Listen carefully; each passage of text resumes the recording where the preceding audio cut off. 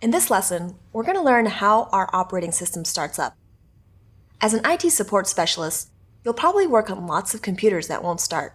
It's important to know the steps an operating system takes so you can help diagnose this sort of issue. Booting a computer or starting a computer comes from the phrase to pull oneself up by one's bootstraps. Basically, it means to start from nothing and follow a series of steps to arrive at a fully operational system. When we start up a computer, we'll use the term boot. For most operating systems, the boot process follows a general pattern, much like how we have different cars start up in the same way. Put in the key, turn on the ignition, etc. Here's a rundown of the boot process. First, the computer is powered on.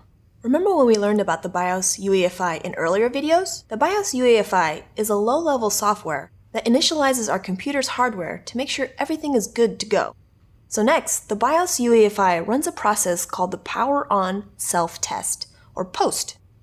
The POST performs a series of diagnostic tests to make sure that the computer is in proper working order. Next, depending on the BIOS UEFI configuration, a boot device will be selected. Devices that are attached to our system, like hard drives, USB drives, CD drives, etc., are configured in a certain boot order. The devices will be checked in this order, and the computer will search for what's known as a bootloader. The bootloader is a small program that loads the operating system. Once our computer finds a bootloader on a device in the listed order, it'll start to execute this program.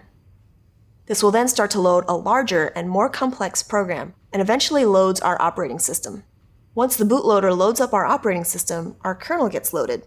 The kernel controls access to our computer's resources. It also loads up drivers and more so that our hardware can talk to our software. Next, essential system processes and user space items are launched.